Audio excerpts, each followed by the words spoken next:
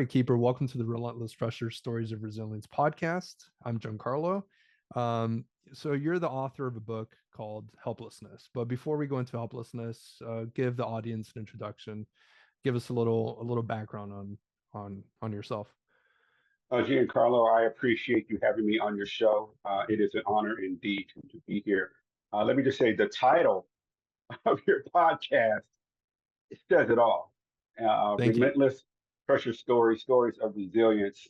It's an amazing title, and it is an honor to be here. Like you had said, my name is Keeper. My last name is Catran-Whitney, hyphenated. I am the author of the book Helplessness, the emotional health challenges brothers experience once we learn our sisters have been sexually abused by our parents. It is book one of the three-book series, From Helplessness to Hopefulness to Happiness. I am writing Hopefulness now. And before we go any further, anyone listening to this, I know that this topic can be very triggering emotionally, can cause a number of things to bubble up, can cause a number of things for you emotionally, mentally, spiritually to be challenging. I'm absolutely certain Giancarlo will agree with me on this. If you need to back away, if you need to step back, the podcast will be here later.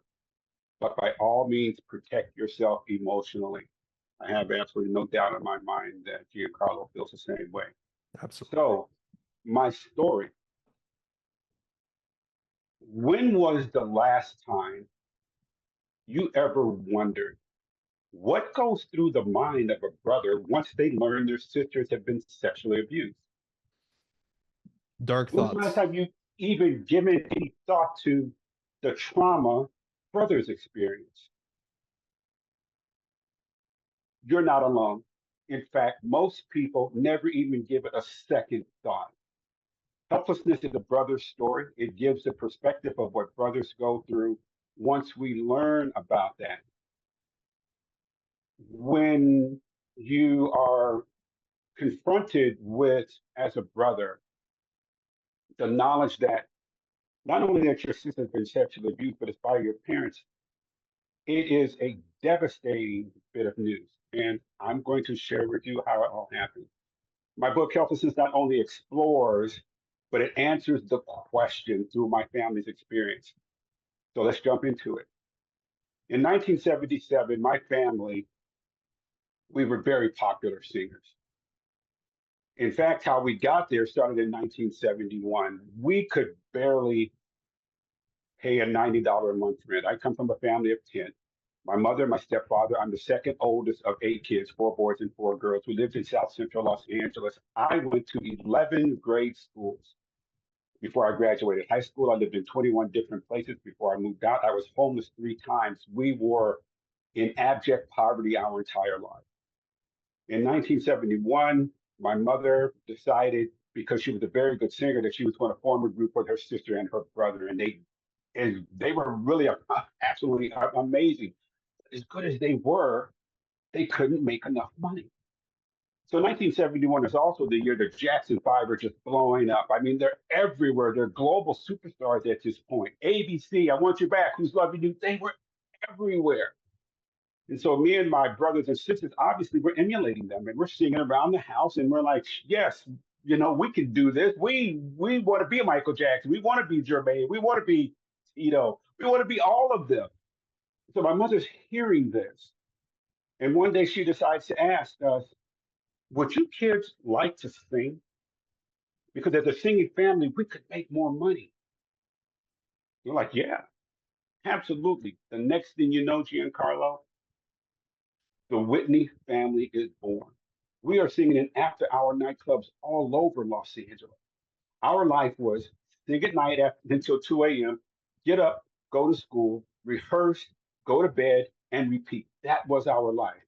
So let me ask you a Once, quick question. How sure, long after you were in the homeless shelters did you get this opportunity? we weren't necessarily in homeless shelters. Like I said, we moved 21 different times. Got it. And the opportunity was born out of my mother asked us if we want to sing. So one Saturday, we are rehearsing, and the phone rings. My mother walks over to the phone. Hello? Who? And she looks at us and says, Michael Jackson's on the phone. Oh, wow. What? We are poor. We can barely eat. And Michael Jackson's on the phone. She says to the brother beneath me, he wants to talk to you. This is child number 4. He gets on the phone. Hello? Uh huh. Hangs up the phone and screams, Michael Jackson said he's heard of us. Said he has heard I sing and dance just like him. He says for us to keep going, we will get there someday. Now I ask you, what kid, poor, black kid out of South Central LA, could not build dreams off that? Jump cut to 1977, we are everywhere. Concerts, magazines, TV, we are everywhere. Everything we touched that year turned to gold. In fact, we made the coveted Billboard Top 100 not once, not twice, but 3 times that year. Wow. Our life was going from this to this. 1977 was also the year Motown had just completed an exhaustive 3-year search to replace the Jackson Five, who they had lost 3 years earlier to Epic. Guess what family they settled on? We were that family to replace Michael Jackson and the Jackson Five at Motown. We were about to sign the largest new artist contract Motown offered anyone. We, I like to say, the bus was outside, the engine was running, it was warm, the door was open. All we had to do was walk onto the bus and we were gone. So, on upcoming Thursday or Friday, we are about to sign the contract. We just don't know what day it is. Giancarlo, we're just waiting for the president of Motown to say, you're going to come in on this day, Thursday or Friday, and do the deal. Because Right. they had created everything, even the TV show. I have the pilot episode in my office.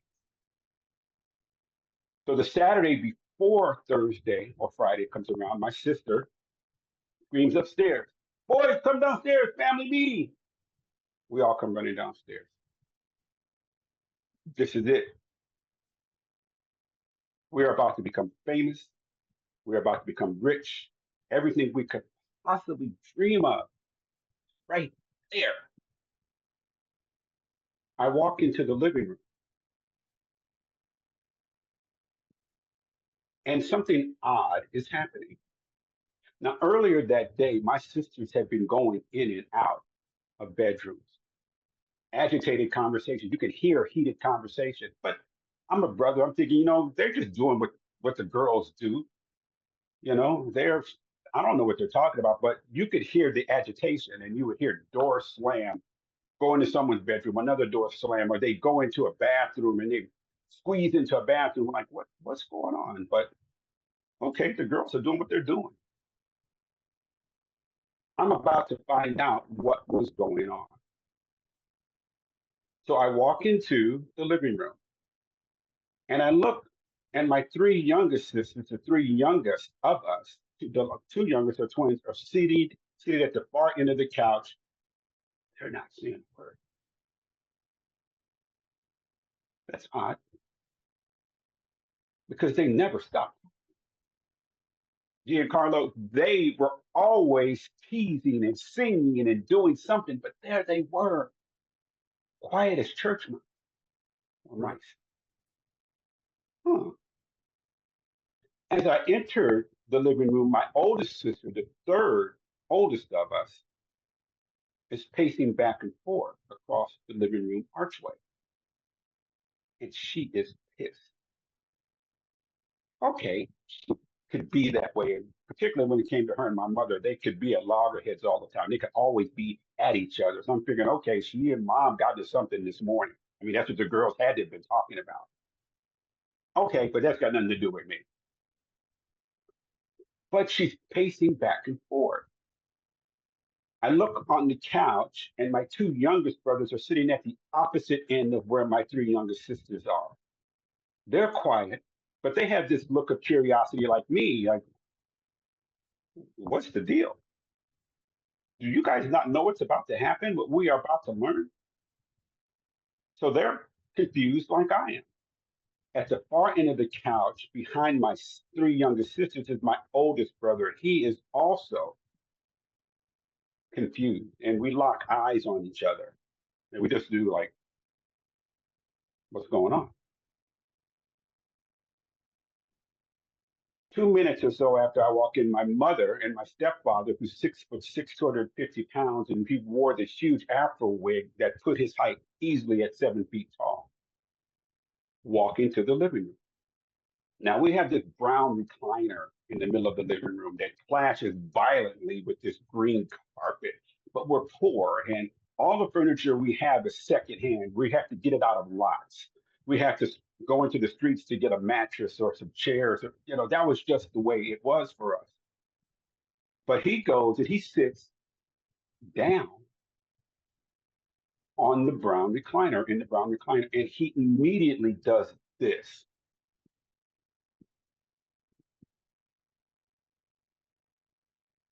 Okay, that didn't make any sense, but I don't know what's To going those on. listening to the podcast, he put his hands over his face. And so I'm just thinking, okay, I guess we'll find out. My mother, who's as bubbly as her 8 children, walks to the middle of the living room and stands in front of the large plate glass window that overlooks the outside. And she turns around and faces her children, and her face is stoic. There is no emotion on her face at all. Hmm. Shit. Okay. All right. There are earthquakes. So I live in Southern California, and we have earthquakes all the time. These are material earthquakes. In fact, we had two this week. Those earthquakes, they crack freeways, they uproot trees, they break foundations in homes, but those need to be put back together with some nails, some hammers, some rebar, some tape, some gum. You blah, blah, blah, blah, blah, put back together, get back on the street, get back in the house, not a problem. But emotional earthquakes, you don't put those back together so quickly. You don't put those back together completely ever. Me and my three brothers are about to learn the words. We are about to hear from our mother the words no brother ever expects to hear, the words no brother could ever prepare for. We are about to hear in a 10-minute span 3 emotional earthquakes that break my family. My mother looks around and she's mad. And she looks to her right and looks at my oldest sister who's passing, and she is looking daggers at her. Something is completely off here. My mother takes a deep breath and then she drops earthquake number one. She says, "Your stepfather has been molesting your sisters Wow. for years." What did you say? That's quite the earthquake. What? No, no, no. This is not. No, no, no. What are you saying? No, it's not making any sense. Yeah, you're at that Not moment, your brain us. can't even process that. I'm a brother. I have no idea what I just heard. You are absolutely correct. I am dropping into serious PTSD. I don't know what's going on. My brothers and I are stunned. I am so slow on the uptake, but I'm hearing liquor store, I'm hearing apartment, I'm hearing park. I'm like, no, what? No, no, no, no, no. This cannot be. Not us. Then my mother drops earthquake number two. She says, "I have known all along." No, you've known what all along? So wait, There's no, to clarify, your mother knew all along? she knew all along. It started in 1971, the year Michael Jackson called our house. Wow. It started with my three youngest sisters were 5 and 6, and my oldest sister was 10 or 11. She has known all along this has been happening. She has allowed this to happen. Me and my brothers have no idea what has been going on. We don't know what to do. Emotionally, the shock and disbelief and the anger and the betrayal is suffocating us because everyone else but the four boys know what has been happening. My sisters, they know because they have been the victims. They have been the victims for years. So in this moment, there was not an issue of them processing because they had already been victims for years. It was me and my brothers who were being told what was going on, and in fact, what conversations were happening between my sisters that morning was about today is the day we tell the boys before we sign that contract with Motown. Today, the boys will learn the dark secret taking place in our family. I said there were three emotional earthquakes. Right. Earthquake number three was being dropped by my oldest sister, the one pacing back and forth.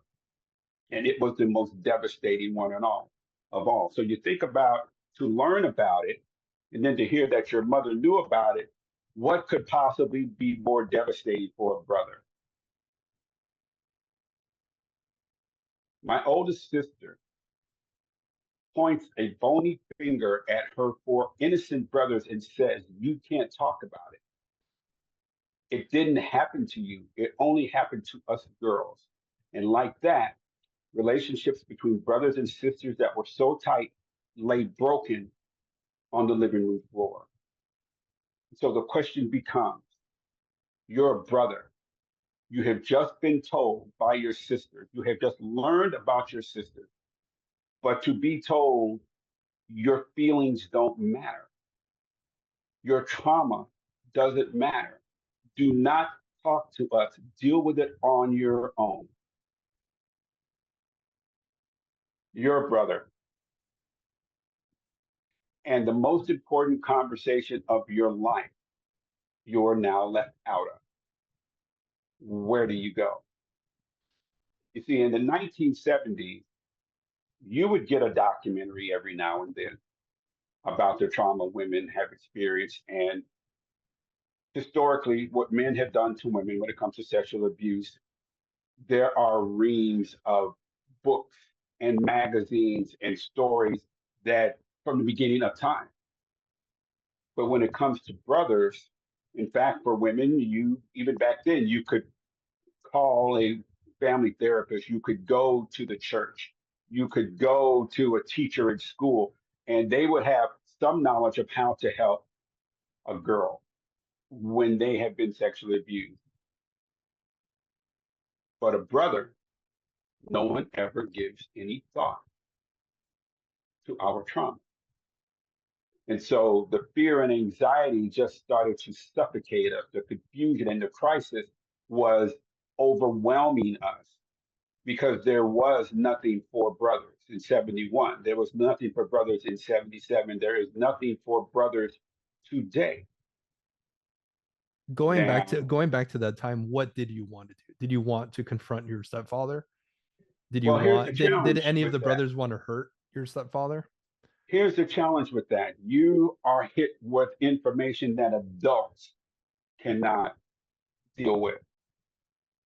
I'm a young teenager, and so you are stunned. You are knocked backwards. Your Right. entire world just breaks. The thought of attack doesn't even enter your mind yet because everything you know about your family has just been crushed. The people who are your heroes, the most important people in your life, your parents, have just told you they are responsible for molesting and raping your sisters. So for adults can't handle this news, as I said, when they first hear about it, we are just knocked backwards. This cannot be. And so you've got this challenge of confusion and depression and as I said, fear and anxiety and shame and stigma is just overwhelming you. Right. So you're a brother, there's no place for you to go. Today, we are beginning to hear about celebrities, and it could be politicians, it could be sports, it could be athletes, it could be actors and actresses who are talking, particularly men who are finally talking about their direct sexual abuse. Right. But when you're a brother, and so there's no conversation, there is no therapy, there are no support systems in place for you. Where do you go? What do you do? Because the psychological and the emotional impact is so devastating. My whole book, my whole life at this point is about elevating the voices of brothers, bringing us into a conversation that we are left out of. We are not allowed to participate. And oddly enough, one of the biggest challenges for brothers is we are not invited into the conversation, but we are expected to answer for our non participation. That is a paradox that should not exist, but it does.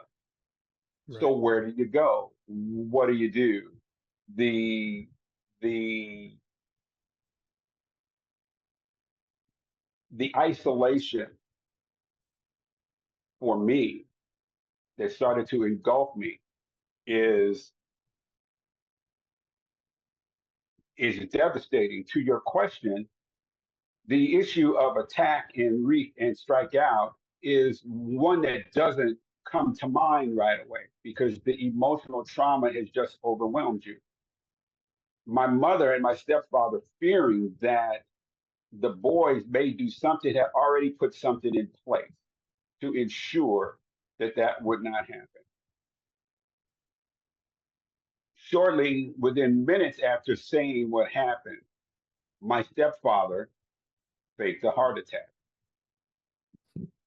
And my mother immediately says, okay, everyone stop. He's having a heart attack. I got to get him to the hospital. I got to get him to the hospital now. And they immediately left the room, went upstairs, and within 5 minutes, they were out the door, supposedly to the hospital. That was their exit point. So we didn't even get a chance to even confront or ask questions. When we saw that take place, and as I said, me and my brothers and sisters, we are in complete state of confusion and emotional trauma. We did not talk for maybe 10 minutes. We just sat in the living room. And I believe I was possibly the first one to get up and begin to walk to my bedroom. But it was the last place I wanted to be because it meant I was going to be alone. It meant I was going to be in my head. And I knew that without being able to ask any questions, and certainly not being able to ask any questions of my sisters, I was going to be in trouble. And because there was no support systems in place, we had to deal with it on our own. We eventually got to a place where we could begin to talk to each other, but our sisters wanted nothing to do with us. And yet we would hear from them, how could you not have heard? How could you have not seen what was going on? But that, you may have some knowledge of how that works, Giancarlo. The secret is that that's the entrapment that you're brought into. That's just the thing. And so for us, it was like if you say anything, you will never get out of this life of poverty. Right. To my sisters, if you say anything, we will hurt your brother. If you say anything, I will kill your brother. And so we try to figure out a way. Yeah, you're in a lose-lose situation at that point. Yeah, yeah. And for a brother, the question becomes, where do you go? Because at the end of the day, no one ever asks, are we okay? Do we need to talk? No one ever checks on the brothers. In this equation, once the exposure happens, we know who the predators are. And we know who the direct victims are, our sisters, but no one ever thinks the brothers have anything to be concerned about. Oftentimes, when I do speak at events and things, again, Carlo, there's invariably a woman who will say to me, "Well, yes, your sisters are absolutely correct. Correct. It had nothing to do with you brothers." And so I say, well, there's two things about this. Anytime sexual abuse takes place in the family, the entire family is being abused. Of course. Now, Your trust was, I mean, the betrayal, the guilt that you feel. Of course, you right, were affected as well. Obviously, right. not at the same level, but you were affected. But trauma is trauma. And so to try to minimize or normalize the behavior or their trauma at the expense of the brothers, saying, well, your sisters feel it more. Well, they feel it differently. Right. And so it's not until I say, well, I will share this with you. 6 years before my sisters were sexually abused in 1971, my older brother and I, at age 6 and 7, were sexually abused by our babysitter almost daily for 6 months. So I do understand. I understand both sides of the sexual abuse coin. I understand what it's like to be sexually abused by an adult for almost a half year. And I also understand what it's like to be a brother, or what I call collateral damage, and to try. And at that point, the woman says, "Oh, I had no idea. I thought it was just your sisters." And I said, "Well, yeah, because that's the leap that you took. You wanted to make it seem as though my sister's trauma was worse than me and my brother's." I said, "But trauma is trauma. But what it does do, it brings me closer to women in the conversation, because now they are able to say, oh, you do get it. You do understand."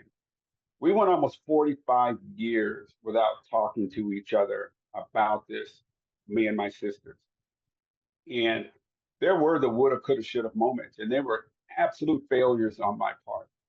In fact, the greatest regret of my life is has to do with 3 months before my wedding.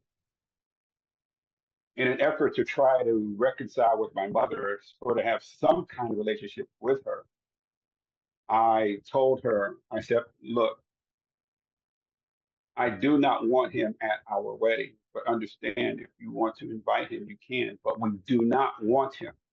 I had not been speaking to my mother much at all, so I figured, okay, this is an olive branch, and she's not going to betray us on this. And what she ended up saying was, okay, baby, let me think about it. And Carlo, I knew in that minute what she was going to do. Now, I tend to, if I give you my word, I'm going to do something, I tend to go with it. And this is the one time that I should not have gone with it, because she ended up bringing him to the wedding. 3 months before that, I was having difficulty knowing that I could not get married, and because my mother had continued to date him, I could not have him around my sisters if I'm not in the house. So on a warm summer night in November of 1986, I told my then fiance, who's now my wife for 38 years, I got to go to the house. I've got to handle something. And my fiance, she said to me, "What is it? Is everything okay?" And I said, "Well, I gotta take care of some stuff." "Can you tell me what it is?" was her next question. I said, "No, I can't, but you'll see me tomorrow." "Oh, you're going to stay over at your mom's?" I'm like, "Yeah." So I left, but I knew she was concerned. I didn't tell her what I was about to do. This is 3 months before I got married. My mother had him at the house, my stepdad. And upstairs in this particular house was their bedroom. And she kept the bedroom for me upstairs. There were only two bedrooms upstairs. As a brother, you want to strike out. This is 9 years later after the knowledge, because my sister said, you cannot talk about it. We don't want you doing anything. And you start going to this dark place as a brother because there's guilt and shame in not doing something. And it starts to build, and you need to protect your sisters because I think at the end of the day, what it means to be a brother who has sisters is protecting their honor. But there's also this issue of self esteem, not doing something, self worth, not doing something. It's breaking down every day. And so you're dealing with that type of depression and that isolation as a brother. You want to somehow do something for your sisters, but you also want to do something for you. You know, you also want to feel like a brother, and you also want to feel like a man. But there's a lot of talk today about mental health. I don't think most issues that people deal with, Giancarlo, are mental health issues. I think they're emotional health issues. Why my books is the emotional health challenge. Hmm. The mental health issue comes later because when you're dealing with something emotional, or let's just say mental, mental is logic thinking. Mental means you're alone. Mental means isolation. Mental means we can write a prescription and send you over there, and you sit over there and you go through this by yourself and you're alone. Right. Emotional is very different. Emotional means feelings, it means shared experience, it means a community. And And when you go through trauma, it's very difficult to regulate your emotions. absolutely, the regulation of your emotion, particularly when you're in a bad place mentally, that's where the problem comes in. And if you can't get the help initially, and because what you're dealing with is emotional trauma, if you can't get the shared experience where you can talk to people, if you can't get the opportunity to express your feelings, because no one wants to talk about feelings. Oh no, that feeling thing, I don't want anything to do with that. Yo, bro, you're on your own on that one. That's the thing with emotional trauma. And when you can't get it, the mental trauma is what follows. That makes sense. I had gone from the emotional trauma of not getting any help and not being able to talk to anyone to a bad place mentally. And we see what happens when people cannot get support mentally. So I had gone to the house. I was in a dark place. I had stopped eating. I was losing weight. I wasn't talking to anyone because I knew I had to do something. So I went to the house, and my mother and stepfather, they were upstairs in that second bedroom. And I went into the bedroom that my mother had left for me, and I closed the door. And for 2 hours, I waited in the dark, waiting to hear a particular sound from my mother's bedroom where my stepfather was. But for 2 hours, I'm sweating. I am going through this. Okay, you can do this. You can handle this. You must do this. You got to do this for your sister. You got to do this for you. It was up and down on the bed, walk around the bedroom in the dark because I knew what I was about to do. On that day in my bedroom, I had decided my life was forfeit. I was going to kill my stepfather that day or within 24 hours. The instrument of his death was resting against the door jamb of my bedroom. It was my favorite baseball bat. I hit many home runs with that bat at our family picnics. But today, I was about to hit the greatest home run of my life. Wasn't even going to be close. So Giancarlo, I'm lying on the bed. I'm in a cold sweat. The window's open, the breeze is coming in, and I am drenched. I'm in the dark. The light from the street light across the street is the only light streaming into the bedroom. And I'm getting up. You can do this. You can handle this. Oh, but he's so much bigger than you. He's 250 pounds. He's 6'6" and he's got that wig. You're only 5'8". You're 145 pounds. He outweighs you by 100 pounds, but you got to do this. You got to handle this. Your sisters need you to step up finally. They need you to be the brother finally. They need you to be the man. They need you to handle it. No one else is going to handle it. But he's so huge. And I'm going back and forth through this, and I'm afraid, and then I'm getting tough, and I'm getting, I'm scared, and then I find courage, and then it's just back and forth. And then I hear, breathe. And I sit up on the bed and place both feet on the floor. That's it. Their bedroom door from my bedroom door, Giancarlo, is about 30 feet. It's the upstairs bedroom. In the middle of the hall is a short 3-foot wall, 3.5-foot wall that overlooks the stairwell. And I know if I'm going to confront him, I cannot have my back against the wall. I've already planned this out. I've already thought this through. One of us is about to die. And I'm good with it because I'm going to be dead one way or the other. I'm either going to commit murder, then I'm going to jail, and in California at that time, we still had the death penalty. I'm going to be put to death, but I'm cool. My sisters will no longer have him around. At that Or he, moment, did a part of you already feel dead? I had already, I was good with it. You came to terms with it? Oh yes, I was good. See, I didn't tell my fiance this. She had no idea, Wow. and yet thinking about it later, I'm like, how stupid.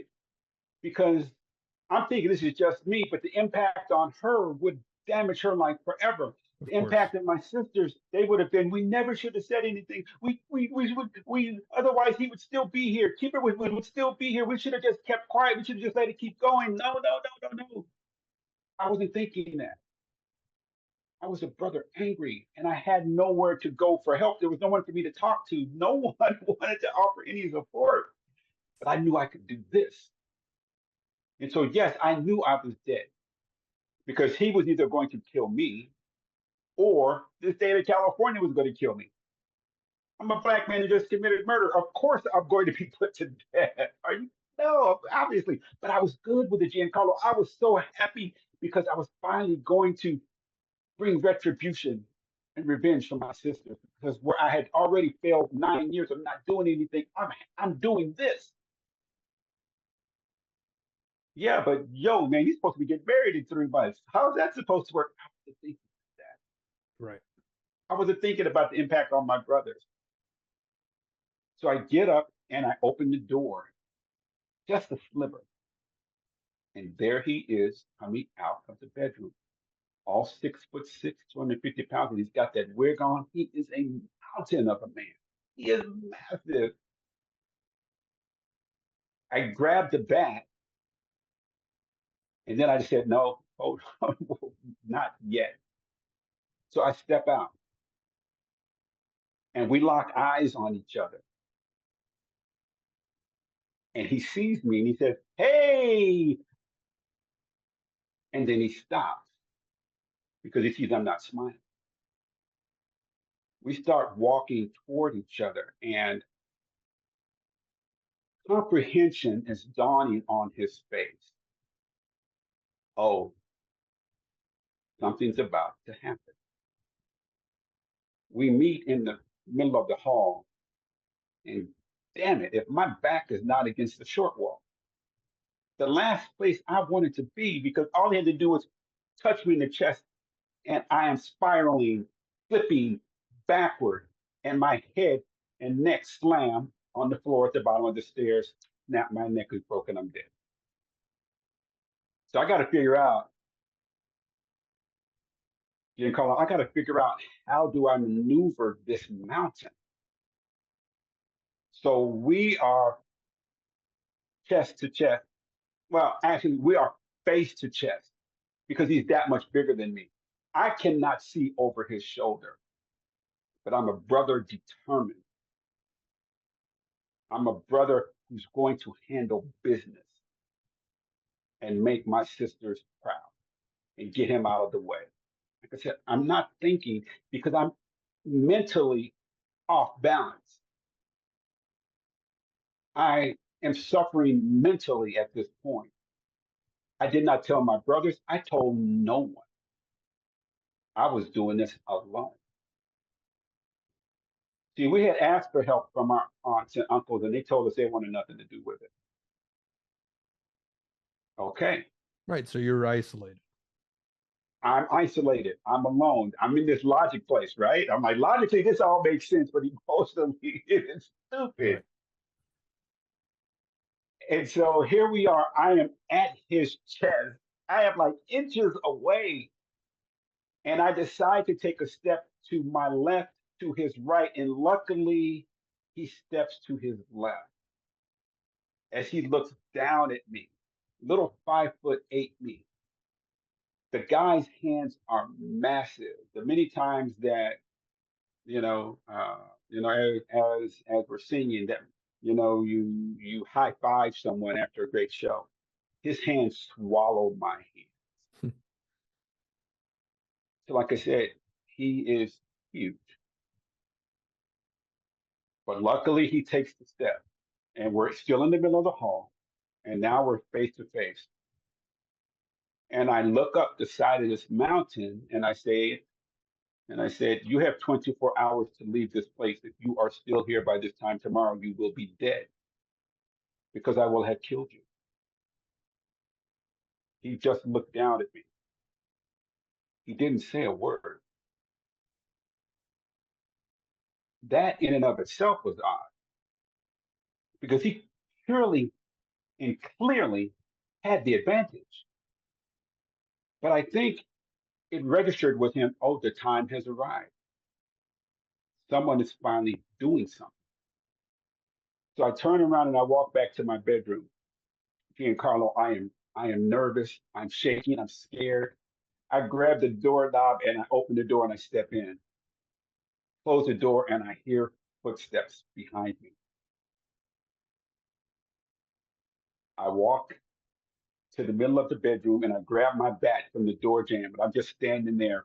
I'm ready. I'm at the batter's box, man. I mean, I got the bat up. I am ready to go as soon as he steps in this door through that door. And so I'm waiting. And I'm still hearing footsteps, but they're getting softer. They're fading. He's walking back to the bedroom.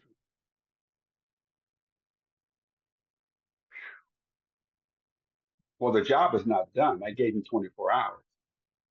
I walk downstairs, walk out to the car, hop in my little orange Fiat X19, and I walk back and I drive back to my fiance's apartment. And she's surprised to see me. She says, is everything okay? I said, well, I won't know until tomorrow. So the next day arrives. I got to go back. I got to finish the job. I need him out of the house. So I hop back in the Fiat X19. I drive back to the house and I got the bat in my hand. And right as I'm about to enter the house, I decide to leave the bat on the outside door jamb. Now I'm not going to bring it in, even though I know he's waiting for me. And he's probably waiting for me with his silver 38 as soon as I walk through the house. But I'm a brother. I'm doing this for my family. I'm doing this for my sister. I walk in the house. I don't see anybody. I walk to the living room, no one there. Look up the stairs, no one there. I don't hear anything. Walk into the kitchen, no one there. Walk to the dining room, no one there. But I do hear sound coming from the back of the house because my brothers had a makeshift studio. So I walk back and I open the studio door and I say to my youngest brother, is he still here? He says, no, he left last night. He hasn't been back. He was gone. So he actually listened. He actually listened. The thing is, without support systems for brothers, which none exist today, My book is the first book of its kind to even talk about the challenges emotionally that brothers experience. Where do we go? In the United States, there are some 44 million adults walking around who have suffered from child sexual abuse. You said Those are how many? direct victims. 44 million. 44 million is Wow. estimated, 44 million adults. And those are the ones that are reported. Right. And so, obviously, 1 in 6 sexual adult, child sexual adult victims are men, are boys. 1 in 6. It is estimated the number is actually larger. So, oftentimes, when we think of child sexual abuse, we only think of it happening to little girls. No, it does not. It happens to boys and young men as well. In the United States, every day, there are 160 unique child victims of child sexual abuse. These are unique, these are new every day. So, Giancarlo, imagine this. Yesterday, some little boy or girl went to school. They had lunch with their friends, they went to recess with their friends, they played hopscotch, they played tetherball, they played handball, they went home, they watched cartoons, they had dinner with their family, they had a lot of fun with their parents, and then went to bed. And around 11 o'clock, 12 o'clock, 1 o'clock a.m., like with my sisters, the door opens and someone walks in and has their way with them. That was yesterday. There will be another 160 new children tonight, and it will happen again tomorrow, and the morrow after that, and the morrow after that. It's pure evil. It really is, because the effects linger on for the rest of their lives. It really It is does. generational. Right. Carl. It is generational. You are absolutely correct, because even with the help that you get, you never can escape it. It's still there. I like to say it is part of our DNA. And like DNA, which is self replicating, oftentimes in many ways we don't even know or are aware of. When your sexual abuse is now a part of you, it is part of your history, it is part of your psyche, it is part of who you are mentally and emotionally, oftentimes physically, because the physical manifestations that take place afterward can be devastating. And so they manifest themselves in ways we are not fully aware of. And certainly for men and young boys, it impacts how we interact with women. The kind of men that we grow to become will be directly related to the support we get or do not get. And so when we do not have support systems, when we do not have the ability to find help and deal with our problems, we go from the emotional to what is naturally next, the mental health challenge, Right. which is why my book is about the emotional health challenge, and why I say most of the mental health challenges that people experience begin emotionally and not having the support systems that allow them to engage and with community and other people and share their experience.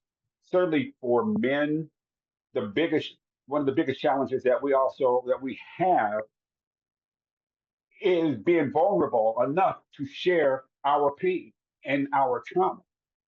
It seems like the reason why men don't speak up in those scenarios is because, from my perspective, from what I can see, it seems like society doesn't have much empathy for them or their stories, right? Well, there is that, and when you look at and you take a step back and you ask why that is, for a man to show vulnerability, it requires that he step outside of what we have already constructed as a man, that you are tough, Right.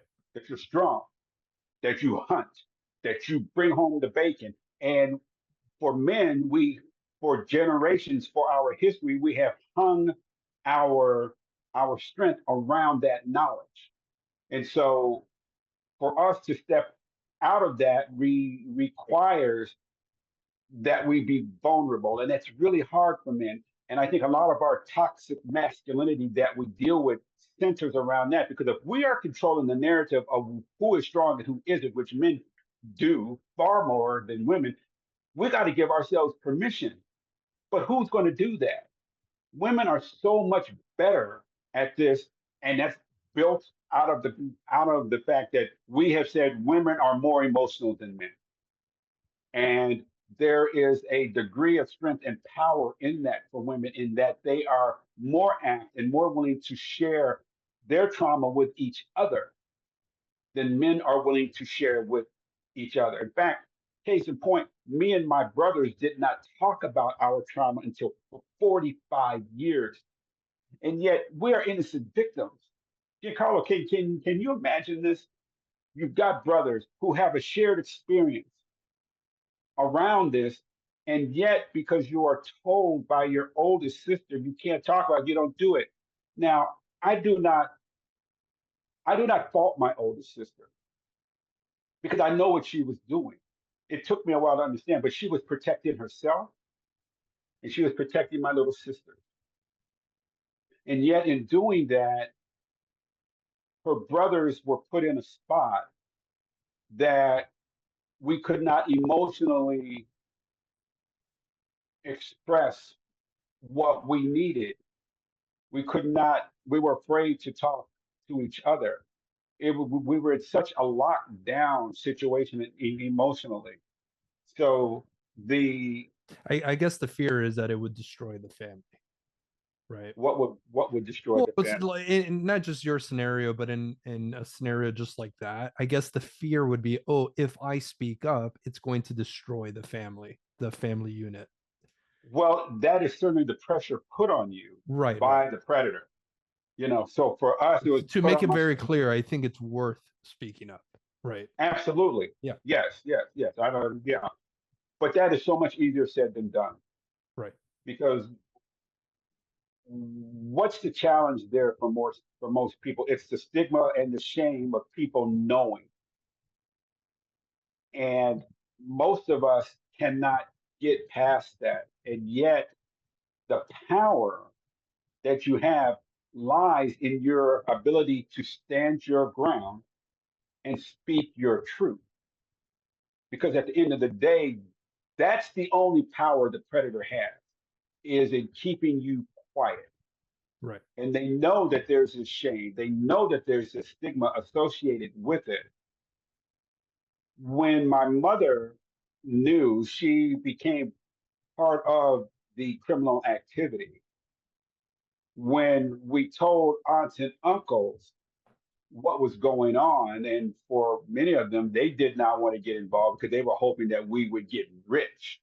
We got this deal with Motown, so they were hoping to take advantage of it. But what they ended up becoming was what I like to say at the end, at the middle of this really large spider web is my stepfather and my mother, and they're feeding on everyone emotionally, feeding on them that they're going to be quiet, that they're not going to say anything, or that look, if you guys say something, then we're not going to be able to do this record deal. We're not going to be able to do this concert. We're not going to be able to do this magazine interview. Right. We're not going to be able to have this house. We're not going to be able to have this car. Those are the things done at us. And when you live in abject poverty and when you live in this sort of fear, you're like, oh, okay, we want out of this situation. And so everyone starts compromising.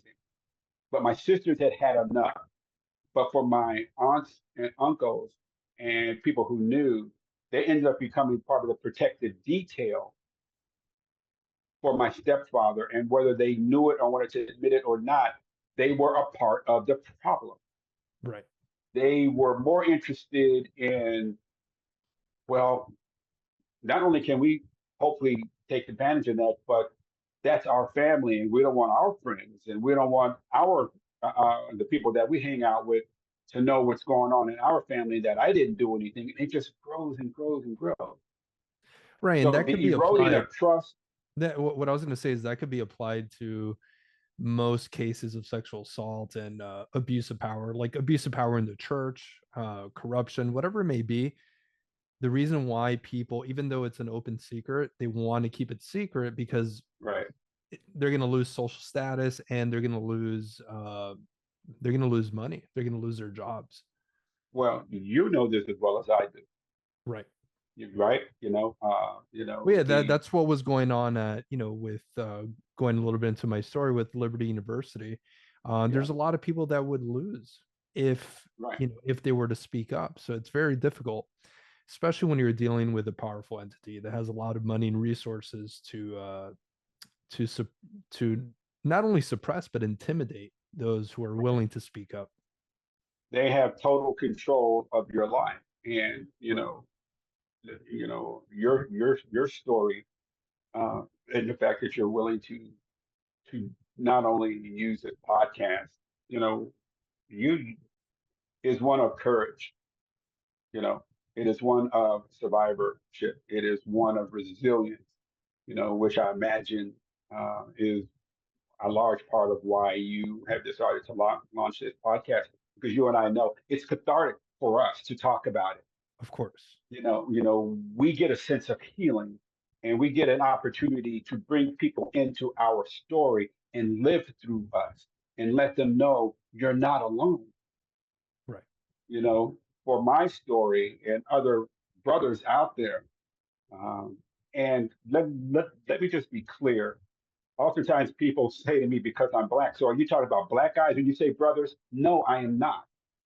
I am talking about brothers of every race. So don't get hung up with some people have. Oh, well, you're just talking about brothers. I'm not talking about brothers. I'm talking about brothers. And one of the things that allows me to tell the story in a much grander way, because what we're talking about crosses race, religion, it crosses politics, it crosses education, it crosses wealth lines, it crosses geographic lines, it crosses oceans.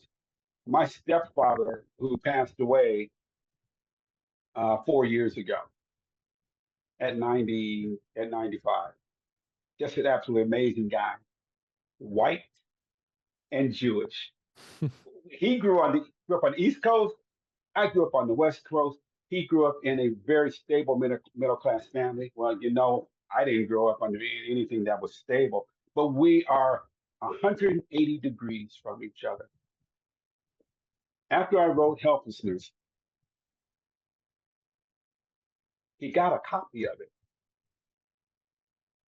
I'm like, okay. So Giancarlo, one day he called me and he says, I want you to come to the house. I want to talk to you. I'm like, okay, Dad, I'm coming over right away. My father-in-law, love him to death. And we, like I said, we are so opposite, you would think. So I go to the house, and this is what I mean by crosses race, religion, uh, geographical wealth. He became a very big, successful businessman, and he grew up on the East Coast. And his family, like I said, the Jewish. I grew up Baptist. We're just in different circles, but we have this great friendship. So I go to the house, Giancarlo, and he says to me, points a finger at me. He says, come over here. I want you to sit at the dining room table. Have a seat. So I go and I take a seat. I said, okay, Dad, everything okay? He says, yeah. And I look down, and what's in front of him on the dining room table is my book. And I think, huh, okay. He looks at me and he says, I want you to know I understand. And I said, well, what do you mean you understand? He says, I want you to know I understand. And he pats the book. My mother-in-law is not at the house. She's normally there every day.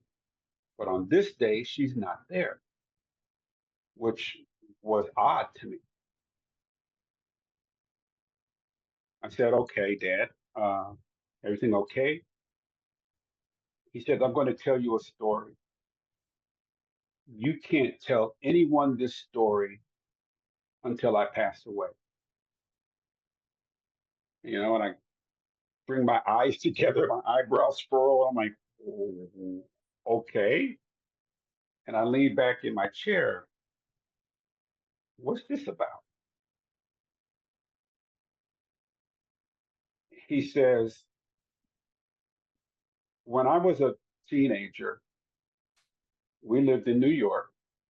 We lived at a two-story apartment. And the family upstairs, we were really, really close with. So, okay. He's struggling to tell this story. I'm like, what is he about to tell me? We would go in and out of each other's apartments all the time. That's how close our two families were. We played with their kids, they played with our kids. You need something, then we just walk in. It was just that way.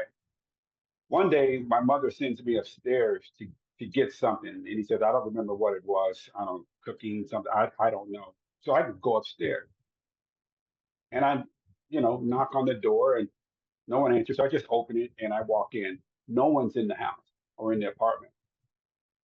So I walk in, and then I hear a sound coming from the bedroom, one of the bedrooms. I walk over to the bedroom door and I opened it. And the father of that family is molesting my sister. I stood there for a few seconds and I didn't say anything. And I turned around and walked out and went back downstairs. He then said, I didn't tell anyone. I said nothing. When my sister came downstairs, she didn't say anything and I did not ask her anything.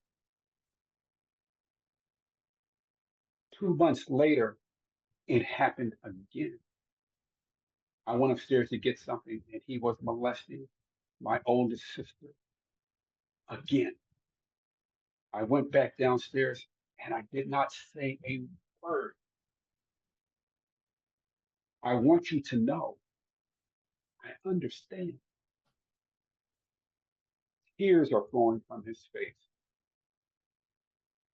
So imagine this is a brother, 95 years old.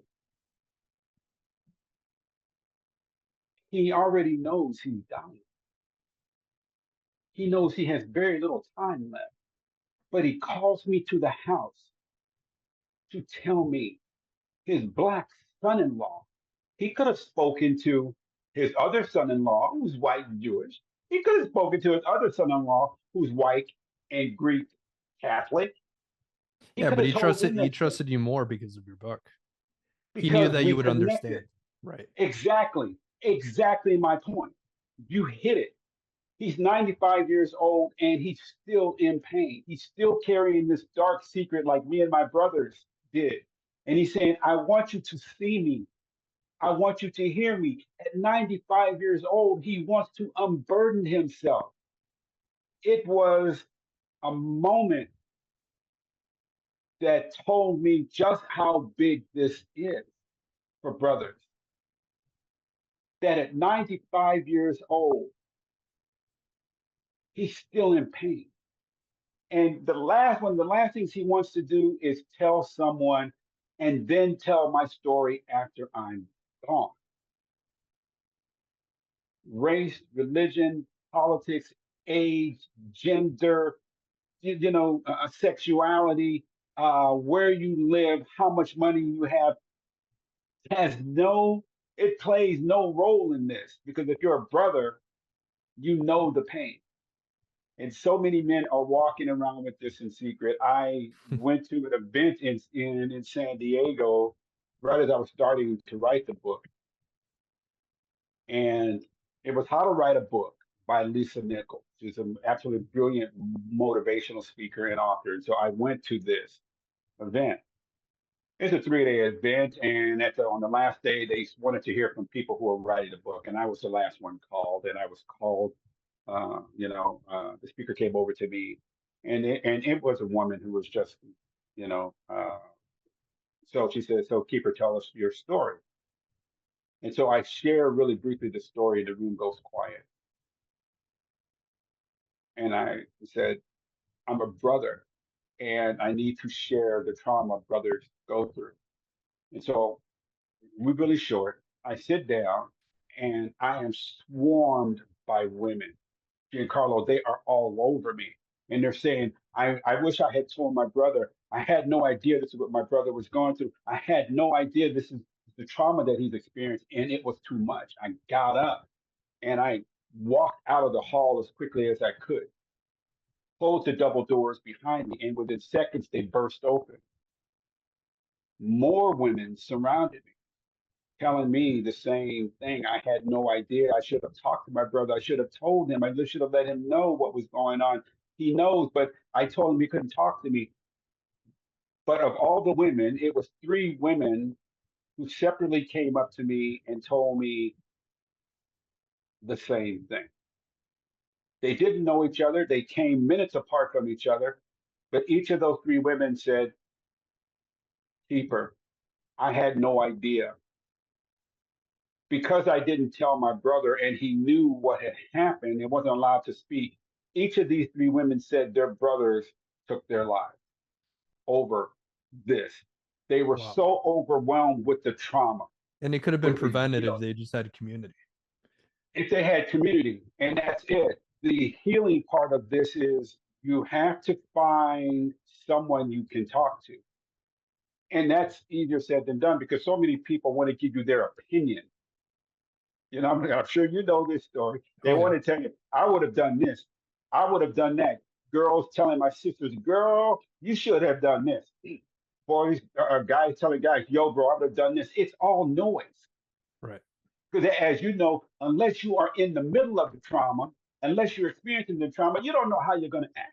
It's like, Experiencing that pressure of the moment. yeah, it's like one of the first things you asked me. So did any of you want to strike out? Did any of you want to do something? When you're in the middle of it, the trauma, the pain, the pressure, Right. you're the relentless pressure, Yep. the stories of resilience, It could your either break podcast, you, it could either break you or you'll turn into a resilient individual. bro, it is immense. Yep. And you are paralyzed in that moment. And so those types of things are just it's just noise. But you have to find someone you can talk to who will not judge you because your willingness to admit initially that that you are emotionally challenged is the first real step that has to take place. I didn't realize I was a sexual abuse victim until my wife told me 8 years ago. I never looked at my babysitter sexually abusing me because I just never thought that that's what it was. And she said, you boys have been sexually abused. You know you're a victim. And I'm like, no, I'm not. She said, yes, you are. You can't even talk about it without being in trauma. Look, you're stressed, you're sweating, you're shaky. I didn't know because I had no one to talk to. No one to say, Keeper, this is what you're dealing with. Let's let's see how we can help you. So in the healing process, step one is admitting that you have an emotional challenge.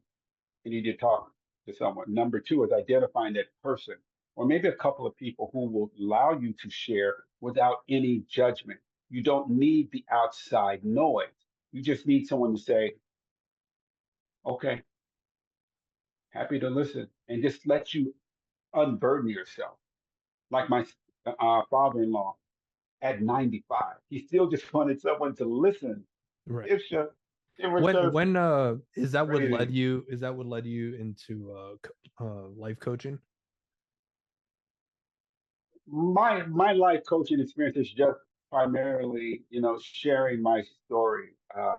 Like I said, my job is to elevate the voice of brothers in the Right. child sexual abuse space, to bring sisters to the understanding. This is what your brothers are going through. To let Right. men know it's okay. The Giancarlo, the greatness of my book is that after everything me and my sisters went through, three of them contribute to the book. They actually wrote sections in the book, two of my brothers. So you get this full family view. And so, from a life coaching standpoint, there are people who have all these degrees and stuff. Mine is not theoretical. Mine is experienced life situations. And I think, like when you share your story, your coaching uh, centers around your experience. And when you share your experience, people tend to gravitate toward you and listen with a greater degree of not just empathy, but understanding and tolerance and say, okay, he's like me. He understands. So our experience means they don't have to talk if they don't want to, but the coaching part of it comes through in just the sharing and letting them know they are not alone, that someone else is actually going through it. That's so incredibly powerful for people. Right. Right. And I guess people in these situations, they have two paths to take, right? You could either take the victim path where you're a perpetual victim, or the resilient path. Do you Exactly. do you encourage people to be resilient, to maybe acknowledge that maybe they were victims of a situation, but they can't linger on in that space. They have to be able to move on. Yeah. Not everyone can just do that. That's not a switch that you just turn off and on. Because let But me interject one more absolutely. time. Let me Yeah. interject. So when we were working on the book, we interviewed, because it was my experience with a Falwell family in Liberty University, and I consider myself a whistleblower of this situation, and we interviewed women who were real victims of sexual assault at Liberty, and the worst part was that their stories were suppressed. They were made, Hmm. the leadership would make them feel guilty for trying to speak up. So but what I noticed was some were able to move on with their lives, others were kind of stuck in this state Yeah. of being a victim. And it seems like when they're stuck in that, and again, I'm not a psychologist, this is just based off my experiences, when they're stuck in that, in victimhood, when they're stuck in that state of mind, it seems like they're not able to live their lives normally. Yeah, they're not able to live their life normally. They're not able to live their life to the fullest. They're not able to be the best versions of themselves. Right. And unless they are willing to accept that they are victims and that they're whether they know it or not, they're in survivor mode, Right. it becomes incredibly challenging. It I decided that my family story and my story was not going to end in trauma. It was not going to be on the dunghill of so many millions of families over the history of man, where it's just there and no one knows about it. I decided that my family story, very much the same like your story, that our stories are going to be used to help, to heal, to inform, because we need these stories. And as more and more of these stories, like my family story and like your story, particularly as it involves the church, and oftentimes people will go into the Stockholm syndrome where they, Right. they start to elevate the people who have been abusing them, because they're made to feel that they're not important. There's a lot of pressure coming down on them, as you had mentioned earlier. I just was not going to let my family story be one of those stories that that's just a tragedy. Right. It's a It it's was a going to be caution, meant to just heal. like my story, I want it to serve as a caution, not only a cautionary tale, but now with a podcast and other things that I'm doing in my life, show people that you can live a life after it, right? There is another chapter. You can move on, and you don't have to There be stuck there. absolutely is. There absolutely is. And that's where, for me, the book Hopefulness comes, Right. I love that. because you're in this really, really dark place, and that's why it's helpless. And helplessness, the book is really ugly. It's Right. really gritty. It is, as people say, Keeper, you do not give us a chance to breathe. I'm like, no, I don't give you a chance to breathe, because when my sisters were going through what they were going through, Right. what I was going through, what I was going through, I didn't get a chance to breathe. So if you want to fully understand, Right. this is not a People magazine article. This is not an Ellen article. This is not an Oprah story. This is the real deal. Right. But like you got to find hope out Right. of that. And hope for me became, who are those people, places, and things and memories that could lift me up? Who could keep me tethered from falling deeper and deeper into a darkness, into an abyss? And so hopefulness is around those, what it took for me to find hope. Oftentimes people will say love is the greatest four-letter word in the world. I say, for me, it isn't. It's the second greatest.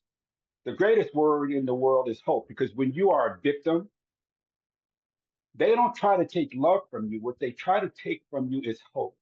Hope for Right. a better life, hope for a way out, hope for a better you. They don't talk to you about love. They talk to you about hope. And how do we make sure that they can't hope? That they can hope, that means that there's a chance of them thinking, oh, I could do something about this. Hope, love predisposes that hope already exists. So you can live a great life and not be in love, but you cannot live a great life and not be hopeful of something. Right. That's just my opinion. Hope is the greatest four-letter word in the world.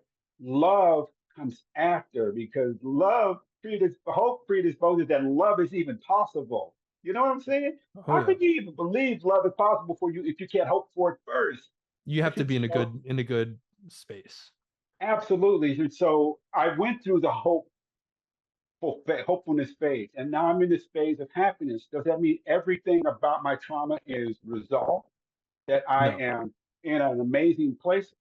No, I still have challenges, but I'm in a better place. Right. I mean, Happiness. progress is continuous. You're never going to reach a perfect place. So you have to Right. continuously aim at it. But Keeper, Absolutely. we're running out of time. Let me ask you this question. So if you could give your younger self advice during the lowest points, what would you say? How would you maybe approach something differently? If I could give my younger self advice, it would be around my sister saying, "You boys can't talk about it." Hmm. I would not accept those words. It was just that I didn't know who I was at the time. I mean, I you didn't you know were what I just a was about. teenager. You were just a teenager at the point. Right. And so I would go back to that younger self and say, Keeper, look, you are stronger than you know. You are worthy of this moment. Do not be afraid to speak out. Not You don't need to talk about your sister's story, but you and your story are important. Find help. That's what I would tell my younger self, because if I had done that, I probably wouldn't have almost killed my stepfather. I probably would not have not spoken to my sisters about this. I would have spoken to my brothers much earlier. So my younger self needs to know that I am strong, that I have what I need, and that no matter what I do, I will be okay on the other side. Right. Well, I'm glad you didn't kill your stepfather. Otherwise, you wouldn't be here talking to me. I mean, it's been a pleasure speaking to you. I mean, your story is it was obviously dark, but there's hope on the other side. And Yeah, are you currently working on that next book? absolutely. Sweet. Well, you got to keep me posted on it, and I'll have I you will, back on. bro. All I right. will keep you. I will. All right. Awesome.